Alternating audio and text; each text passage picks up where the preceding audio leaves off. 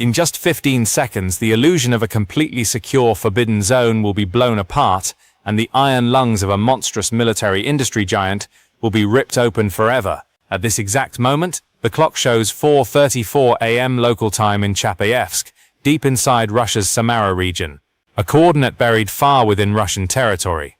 Under the long, freezing shadows of dawn, a towering 6-story building stretching nearly 400 feet still lies motionless, sleeping like an untouchable fortress. Inside that reinforced concrete shell sits a vast storage complex packed with pure hexogen and RDX. This is the multi-billion-dollar Promsintez facility, the industrial beast that produces 30,000 tons of explosives every single year. Moscow can strike quiet deals with Tehran for thousands of cheap Iranian Shahed UAVs, or beg Pyongyang to push artillery shells across endless rail lines. But without this factory, the Iskander ballistic missiles that spread terror and Moscow's prized S-400 steel air defense cage are nothing more than hollow tubes of metal, as harmless as children's toys. This place is the heartbeat, the lifeblood, the core engine that keeps Russia's entire military hardware system alive on the front lines. And right now, no one on the Russian side has any idea that a solid steel death sentence has already crossed 466 miles and is now slicing through the air, plunging straight toward their heads. Everything is locked onto the target. At 3:47 a.m., miles away, camouflage tarps and fake cornstalk coverings were hurled aside into the frozen mud, exposing a giant metal block pointed straight at the sky. There was no timid attempt at hiding anything. Kiev chose to press the launch button in the middle of an empty field, igniting a 200-foot pillar of fire that scorched the silent night for 12 full seconds. In that blinding inferno, everyone from Russian soldiers shivering through night watch in the trenches to optical surveillance satellites hanging in orbit received the same arrogant message, "I am here, catch me if you can." The instant the solid fuel booster spat out the last drop of its life, the Flamingo missile unfolded its jet wings and began chewing through the 510-mile journey at a cruising speed of Mach 0.85. This deadly machine did not choose some predictable straight line. Instead, it skimmed across the skies of Poltava, then carved a vicious turn northward to weave along the very edges of radar coverage near Luhansk. It coldly bounced false positive K-band interference pulses back to the ground, flooding Russian air defense screens with ghost alarms, a direct slap across the face of an early warning system that Russian propaganda has always bragged had no blind spots. The helplessness of Russian air defense in that instant was almost identical to the moment Iran's S-300 radar complexes were blinded by Israeli fighter jets and turned into deaf lumps of iron during airstrikes in the Middle East. Once the electronic eyes are blinded, it does not matter how thick the steel cage looks. It is just junk. But every battlefield comes with uninvited surprises. The moment it brushed the edge of Voronezh airspace, the highly sensitive passive sensors on the missile's rear suddenly tasted emissions from a newly activated one, L-122-2E radar station, one that Russian forces had only just quietly switched on. There was no need to wait for a slow command from headquarters hundreds of miles away. The Flamingo's artificial brain reacted instantly. It shoved its nose sharply downward, slicing its altitude from 1,300 feet to a terrain-hugging 900 feet, then pushed the throttle to Mach 0.92, slipping out of the sweeping kill beam in the blink of an eye. That smooth escape did not happen by accident, because nearly 3 hours earlier, at around 1 a.m., one of the wildest gambles in modern warfare had already begun. A swarm of 155 cheap attack UAVs silently lifted off from launch points around Mykolaiv, Kharkiv, and Dnipro. These plastic-bodied drones hugged the earth at just a few hundred feet, crawling through Russia's bone-cutting cold at roughly 120 miles per hour. They carried no giant warheads. They were not sent to flatten bunkers or crack open fortified strongholds. And that is the bitter irony. Kyiv was now using the exact same single-use machine bug swarm doctrine learned from Iran, the very doctrine Russia uses night after night to terrorize Ukraine's power grid, to force Moscow to taste its own medicine. The mission of these 155 machine bugs was a perfect copy of the asymmetric warfare equation, the same economic nightmare that even the most advanced U.S. Navy has struggled with in places like the Red Sea and the Strait of Hormuz. Do not misunderstand. The US fleet is absolutely capable of shooting down whatever flies at it. But having to burn million-dollar SM-2 missiles just to destroy cheap Houthi drones is an ugly exchange rate. And tonight, Kiev was dragging Russia straight into that same ruthless trap. These 155 sacrificial pawns were born for one purpose only: to grit their teeth, fly into the center of the flash, blind the radar network of an empire, and quietly roll out the red carpet for the true king, growling behind them. The timing was flawlessly merciless. At exactly 3:47 a.m., at the same moment the Flamingo slipped through radar blind spots, 155 red dots began flashing wildly across early warning screens from Moscow to Belgorod. Sirens screamed. Chaos rolled across Russia.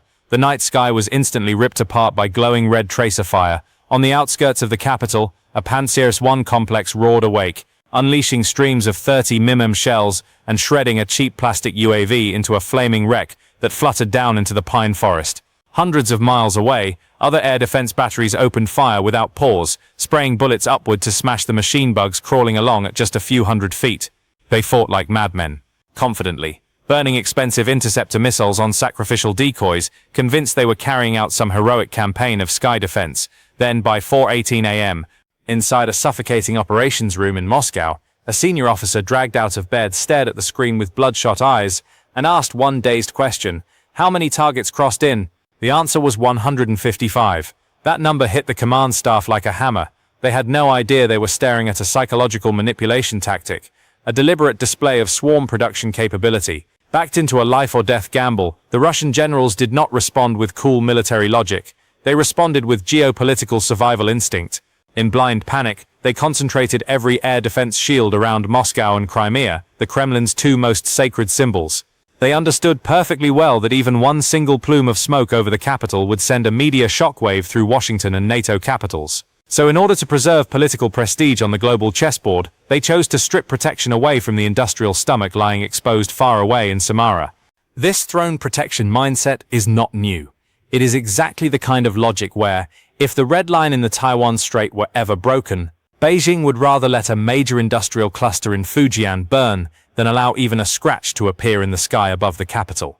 Russia's move was every bit as ridiculous as emptying your wallet to buy 3 luxury smart locks for your front door just to impress the neighbors, while leaving the backyard window wide open and rolling out the red carpet for thieves to empty the safe. The orders went out.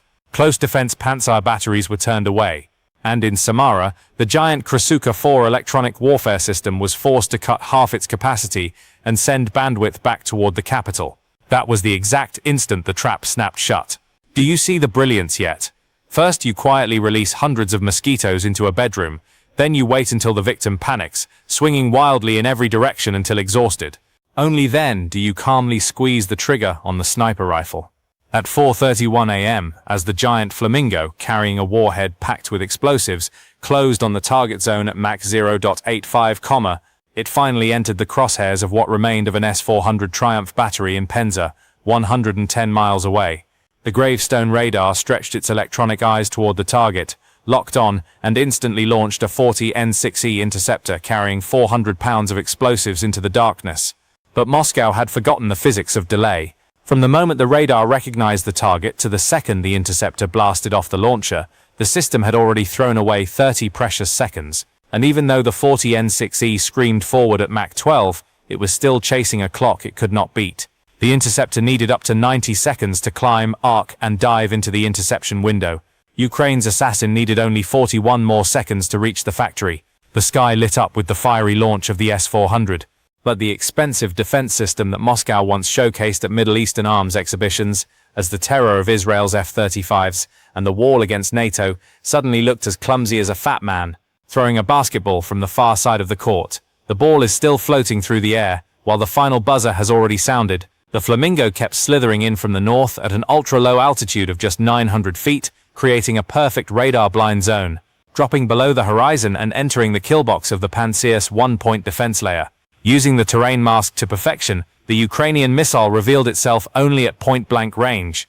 The Russian crew slammed the fire controls, the turret jerked sideways, twin guns erupted in flame, spraying thousands of 30 mm armor-piercing rounds that lit up the darkness. But the warm-up and lock-on cycle, consuming as much as 4.7 seconds, meant the bullet net arrived a single heartbeat too late. The shells tore through the air behind the Flamingo's tail instead of ripping the missile apart. Then came the crueler blow. The Ukrainian missile's artificial brain dumped another wave of false radar signals like a MELD-style deception package, making the Pantsir's microprocessor hallucinate.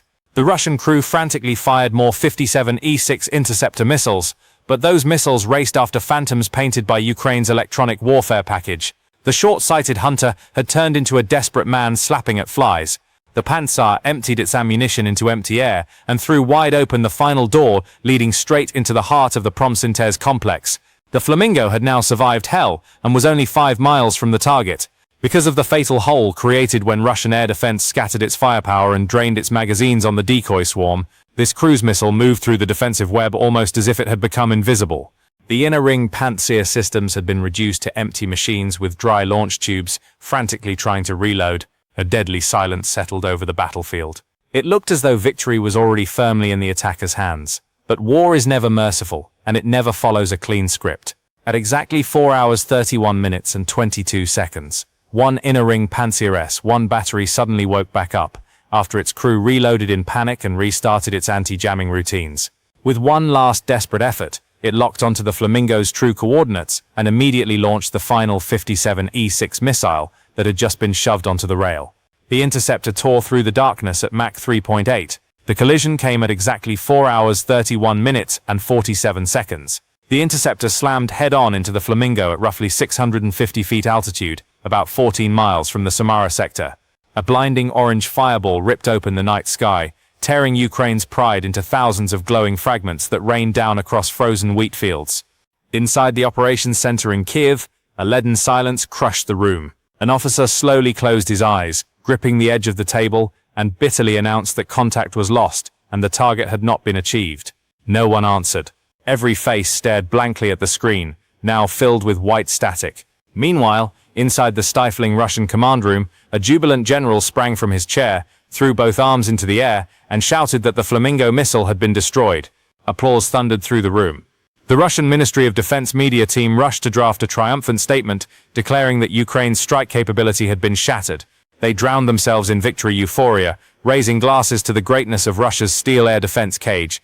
But the battlefield has never been kind to men who celebrate too soon. Just 12 seconds after the impact, at 4:32 a.m., the atmosphere in Kiev's command center shifted in a chilling way. Through SIGINT and satellite confirmation, they knew with certainty that Flamingo No. 1 had been destroyed, and yet nobody looked devastated. The commander calmly typed a short encrypted message and sent it through the Starlink link. It contained only one cold line: Flamingo No. 2 is in position. Continue the attack. In that instant, Moscow's arrogant celebration turned into one of the darkest military comedies imaginable. Of course, Kiev's dream outcome had been to drive both missiles into the heart of the factory and trigger a catastrophic double detonation. But Ukraine's planners do not write fairy tales. They understood how thick the Russian steel cage was, and they knew they needed a true 1-2 punch. Flamingo No. 1 was the vanguard. Its mission was to destroy the factory if possible, but it also carried the role of a battering ram. If it broke through, perfect. If it died in the attempt, it still fulfilled its purpose by tearing open the final defensive layer, bleeding interceptors dry, and forcing the entire radar prism of Samara's defenders to stare in one direction. Then came the second blow. At 4:33 a.m., while Russian generals were still busy congratulating themselves, Flamingo No. 2, carrying a warhead loaded with thousands of pounds of explosives, had already slipped inside the 20-mile line. By 4 hours 33 minutes and 47 seconds, a terrifying silence had wrapped itself around everything. The missile sliced through a grey cloud at low altitude, gliding over sleeping countryside. It was now only 13 miles from the center of the target. The time calculation was brutally perfect.